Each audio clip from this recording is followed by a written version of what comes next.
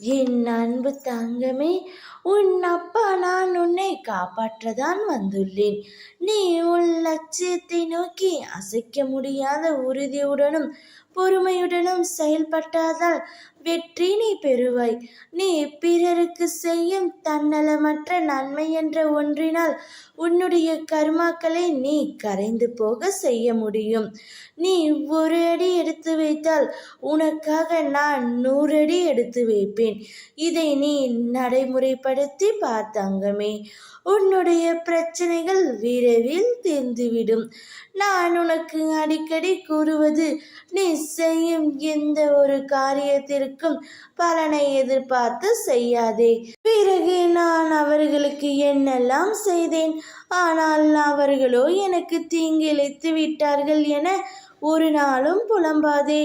அவரவர் செய்யும் பலனை அவரவர்கள் நிச்சயம் அனுபவிப்பார்கள். விவேகத்தை கடைப்பிடி. தெய்வ பக்தியுடன் நீதிக்கு கட்டுப்பட்டு வாழ். இதனால் என்றும் நீ தாழ்ந்து போக மாட்டாய். தீமையை சகித்துக்கொள். இதனால் பாவ கணக்குகள் ஒவ்வொன்றாக கழிந்துவிடும், ஒரு முடிவுக்கு வந்துவிடும் என்பதை புரிந்து கொள்.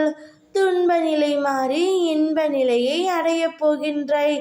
உன்னை கேலியாக பேசினார்கள், உனக்கான மரியாதையை கொடுக்கவில்லை என வருந்தாதே.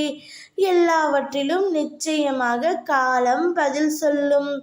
உன்னுடன் நான் இருக்கின்றேன், என்றும் இருப்பேன். உன்னை ஒருபோதும் தாழ்ந்து போகும்படி உன் அப்பா நான் விடமாட்டேன். நீ அழுத நாட்கள் அனைத்தும் முடிந்து போகும். இனி உனக்கான வசந்த காலம் நிச்சயம் வரும். கண்ணீரோடு காத்திருந்த நீ இனி மன நிறைவோடு வாழப் போகின்றாய். ஓம் முருகா, வேலுண்டு வினையில்லை, மயிலுண்டு பயமில்லை.